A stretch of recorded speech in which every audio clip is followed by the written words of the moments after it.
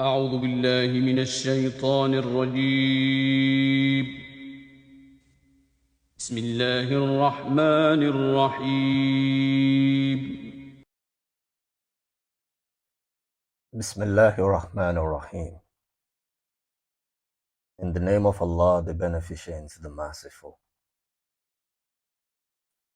This is a concise academic reply to Baba Jishifa's submission in his video titled Why Olódùmarè is not God or Allah.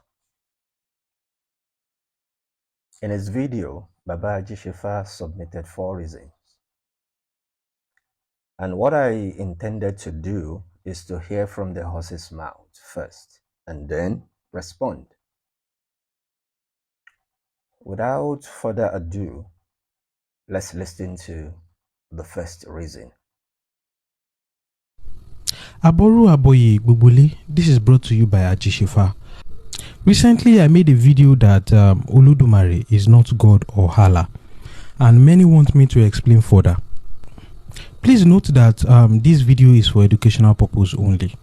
So, firstly, it is important for you to understand that I'll be using only what people have said about Olódùmarè, what the believers have said about God and Allah also, because obviously not any one of us have seen these entities. So judging from the origin of their name and the meaning of their names, you will see that they are all different. Let's start with God. The word God is believed to have originated from Proto-Indo-European root, which probably, I hope I pronounce it right, Gutom or Gao, which means to invoke. This word first became Gudan, a Proto-Germanic word. So all these they are seen as deity, from the origin of those words. And those deities can be invoked, just as our Orishas can be invoked. If you are truly Yoruba, you will know that Yorubas don't invoke Olódùmarè. We only invoke the energies of the Orisha. As for Allah, the word originated from pre-Islamic era, and it is seen as Al-Ilah, which means the God. So you can agree with me that it is a contraction of the word God. Now let us dissect the meaning of Olódùmarè.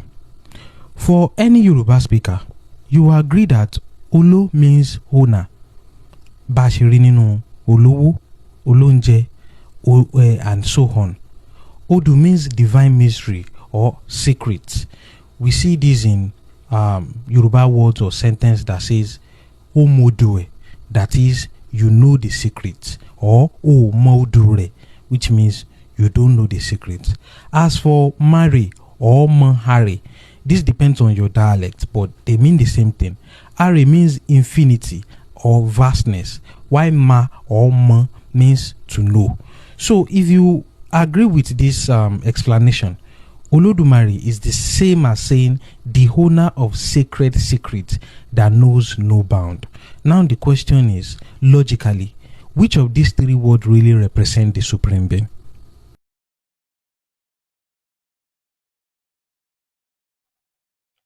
You see, the word Allah is a proper noun, solely belongs to the Almighty God. Any word that follows it is regarded as an adjective describing it. Baba Ajishifa was right, having done his assignment pretty well in the meaning of Allah, which is broken down to Al-Ilah, meaning the God. Unfortunately, Baba Ajishifa did not emphasize on the importance of the definite particle, Al, meaning the. Emphasis is on that particular definite particle, Al. That emphasis is very crucial while defining God that the Muslims are talking about. If we say Al-Ilah, the God, which is condensed to Allah, who are we referring to? Quran in chapter 29, verse 61, Quran says, وَلَئِن سَأَلْتَهُمْ مَنْ خَلَقَ السَّمَاوَاتِ وَالْأَرْضِ وَسَخَّرَ الشَّمْسَ وَالْقَمَرَ لَيَقُولُنَّ اللَّهُ. Quran says, And if you ask them, the polytheist, Man khalaqa samawati wal ard, who created the heavens and the earth? Wa sakhara shamsa wal qamar, and who made the sun and the moon subservient? La yakullunna, they will certainly say Allah, that it is Allah. In this Quranic verse, it is evident that even the Arab polytheists, they recognize the creator of the heavens and the earth, who has the absolute control of the universe, to be Allah. And of course, if you ask any Muslim, be he an Arab, European, Yoruba, Chinese Muslim, or if he is a Muslim or she is a Muslim, if you ask them about Allah, he or she will perfectly recite that popular chapter of the Holy Quran. Kul huwallahu ahad, Allahu samad. He, Allah, is one. Allah is one, not in number, but in uniqueness. What defines this uniqueness is further expressed in the chapter when it says Allahu samad. Allah is He, on whom all depend. Meaning that Allah is necessary existent, wajibul wujud. In philosophical terms, this means a being whose existence is intrinsically necessary on its own. I say that again. In philosophical terms, if we use the word or the phrase wajibul wujud, meaning necessary existence, it simply means a being whose existence is intrinsically necessary on its own. Compare this to everything other than Allah that is contingent or possible existence, mumkinul wujud. This is another philosophical term, which simply means a being whose existence depends on other than itself. So, if we say Allah, this is the description of Allah in the Quran, aside the fact that it's a proper noun. Now, let's look into Olódùmarè. We agree with the breakdowns of Baba Ajishifa that Olódùmarè means Olu, that is owner, Odu, that is divine mystery, Mari, that is inexhaustible. In other words, Olódùmarè means the owner of inexhaustible divine mystery. This is not a proper noun. Rather, it is an adjective which is supposed to describe a noun that we expect Baba Ajishifa to tell us. In fact, why describing Olódùmarè, Baba Ajishifa unknowingly and implicitly emphasized that Olódùmarè is not a noun, it's not a proper noun. Rather, it is a descriptive word. He cited two examples. He cited Olowo, someone who has money. Olóúnjẹ, the person who has or sells food. Then Olódùmarè, the owner of inexhaustible divine mystery. If we look into this, all these are attributes. They are descriptive words. They are not names. They are not nouns. Therefore, I think it is improper to compare proper noun, a name, with an adjective, that is an attribute. So the question is, what is the name of Olódùmarè in Yoruba tradition? Please note, the Muslims do not have any problem with the adjective Olódùmarè. It is a unique attribute. It is you, the Orisha worshippers. Please, that is not a slaw. It is you, the Orisha worshippers, that have serious problem with the word Allah. Perhaps because of its Arabic connotation. And the question Quran asks is, I'm going to refer back to the initial verse of the Holy Quran that I quoted, where Quran says, وَلَئِن سَأَلْتَهُمْ مَنْ خَلَقَ السَّمَاوَاتِ وَالْأَرْضِ. If you ask them, the polytheist, who created the heavens and the earth, وَسَخَرَ الشَّمْسَ وَالْقَمَرِ, and who is he who made the sun and the moon subservient? لَيَقُولُنَّ اللَّهِ. They will certainly say Allah. So here is the question. Here is the question. فَأَنَّ يُفَكُونَ. How are they then deluded away from the truth? If this is the Muslim conceptual thought of Allah, why would anyone try to paint it as something very different? So, question number one, what is the name of Olódùmarè, which happens to be an attribute? What is the name of Olódùmarè in Yoruba tradition? Then number two, if this is Allah, then what is the problem? Do you have any problem with the way we have described Allah?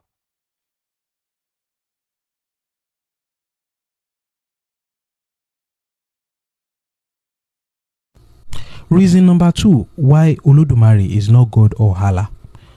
Olódùmarè is not a jealous or possessive supreme being. You see, jealousy is a human attribute or character. A supreme being should be above that if it is not formed by a jealous human or through jealous human reasoning. This is exactly why Olódùmarè does not demand for exclusive worship or be in competition for worship with other gods or other Orisha. Or have you forgotten that in Exodus chapter 20 verse 3, the Bible says, "You shall have no other gods before me." And similar statement can be seen in Surah Al-Hujurat chapter 49 verse 18.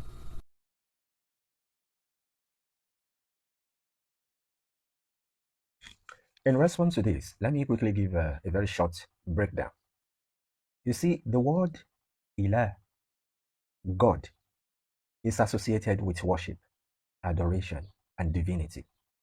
Anytime the word Ilah, that is God, is used, what should come to mind is worship, adoration, and divinity.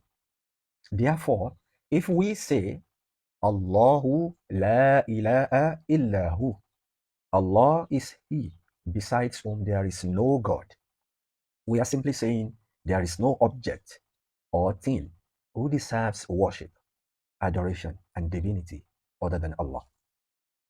That is why I question the misconception of Baba Haji Shefa. Unfortunately, in the understanding of Baba Haji Shefa, saying this, that nothing, no object, nothing deserves to be worshipped, to be adored, to be regarded as a divine being other than Allah.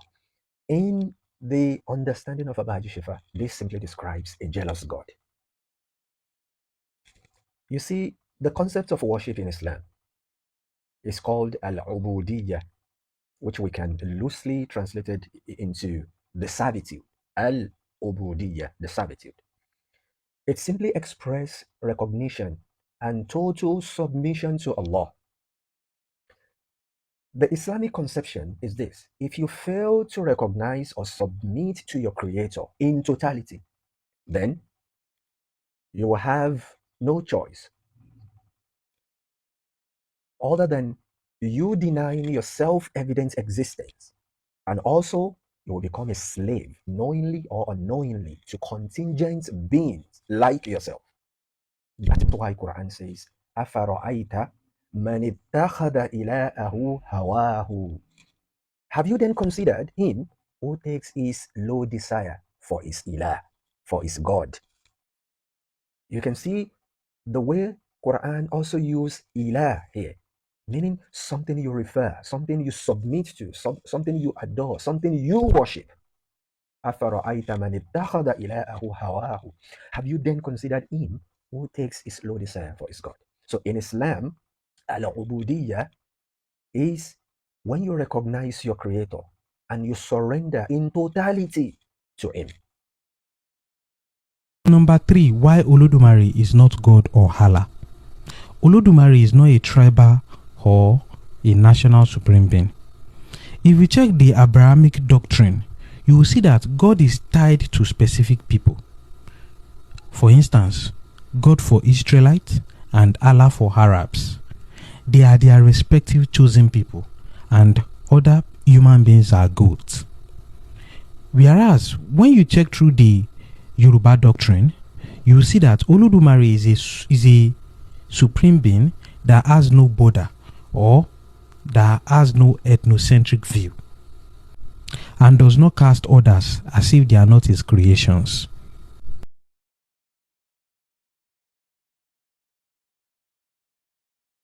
The question here is Allah a tribal God? Unfortunately, Baba Haji Shefa did not bring a single fact to substantiate his claim here that Allah or God is a tribal God, meant for only Abrahamic religion, that is Judaism, Christianity, and Islam. One of the biggest mistakes, I need to emphasize this, one of the biggest mistakes that many non-Muslims often make is assuming that Islam is the same with Judaism and Christianity in their conceptual thoughts and practices, having been of the same root. Yes, we share many concepts, many beliefs, one of which is the existence of the Creator, the existence of God. Even though we have lots of differences, one of which is the very concept of tribal God that Baba Shifa is accusing Allah of, vis-a-vis accusing the Muslim of. I invite you to read the Quran to understand the Islamic thought.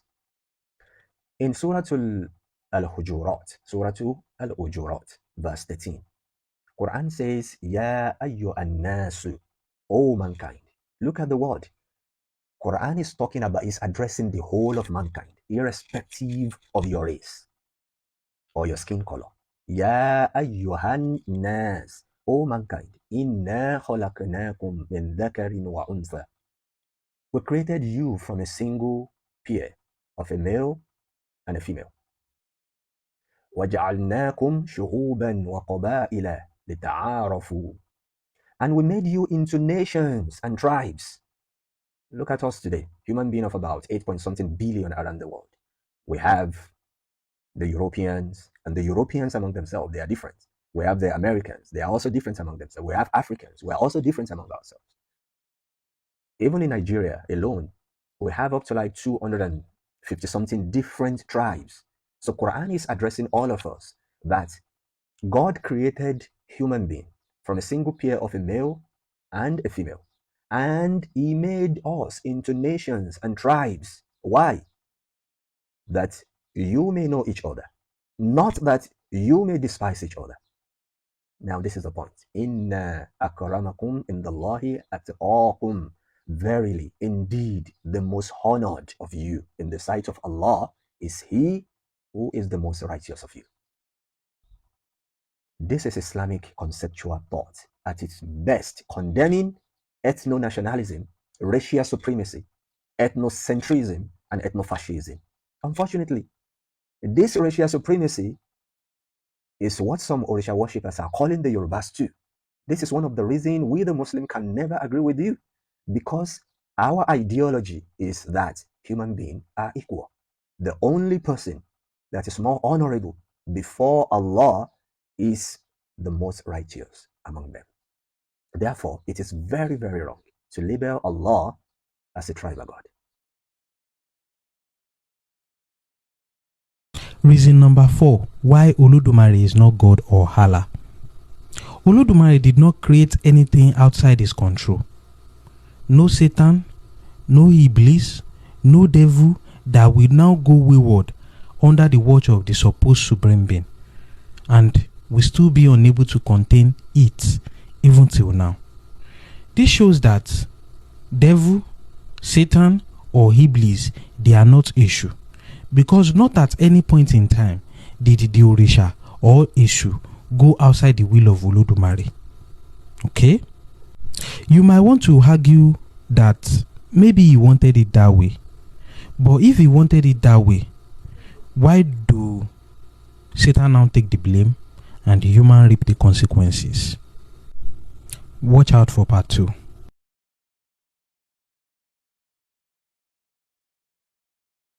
So, the question here is Iblis or Shaitan or Shayateen? Shayateen or Shaitan simply means evildoers from among human beings or among the jinn. So is Iblis or Satan or Shayateen, that is plural of Satan, are they outside Allah's control as Baba Shifa implied? First, Muslims have no business in issue. That is Orisha worshippers, idol or god of trickster. Muslims have no business in issue. And whether issue happens to be the biblical Satan or Quranic Iblis or not, it does not matter to us. However, we need to correct the misconception of Iblis or Satan, a creature of Allah, being outside Allah's control, as Baba Shifa implied. We've all heard or read the story of Iblis and Adam in the Quran or its biblical version. Iblis or Satan disobeyed Allah and was casted away from the heaven. This is the summary of the story. It is very wrong to interpret this disobedience of Iblis or Satan to mean Allah's or God's inability or powerlessness. Rather, the disobedience of Iblis or Satan clearly indicates and expresses that Allah or God gave free will to that entity, just like the same free will is given to human being, which made us to obey or to disobey. And from Islamic perspective, did Satan took the blame and human reaped the consequences, as Baba Josepha concluded? Absolutely no. Quran gives hint of what will transpire between human beings and Satan on the day of judgment. In Surah Ibrahim, Quran chapter 14, verse 22, Quran says, and I quote, "And the shaitan shall say after the affair is decided." This is being referred to the day of judgment. So, and the shaitan shall say after the affair is decided, "Surely Allah promised you the promise of truth, and I gave you promises. Then I failed to keep them to you, and I had no authority over you except that I called you and you obeyed me. Therefore, do not blame me, but blame yourselves. I cannot be your aider now, nor can you be my aider. Surely I disbelieved in your associating me with Allah before. Surely it is the unjust that shall have the painful punishment." Again, Surah Ibrahim, verse 22. So, what this verse is simply saying is 360-degree opposite to the insinuation of Baba Shefa, meaning that human being is responsible for his deed. In fact, from Islamic theological perspective, there are scholars who argued that Adam, as expressed in the Quran, is not necessarily a being, a particular being. Rather, it is a conceptual representation of every human being. And also, Satan is not necessarily a particular entity who fell from highest spiritual status to lowest rank. Rather, it is a representation of human soul. That is why man's evil deeds will be blamed on him for obeying the will of his carnal desires instead of following guidance of his creator, or at least his God-given intellect. So, inshallah, we shall be looking forward to the part 2 of Baba Shefa's submission, and we will respond appropriately. Wassalamu alaikum wa rahmatullah wa barakatuhu.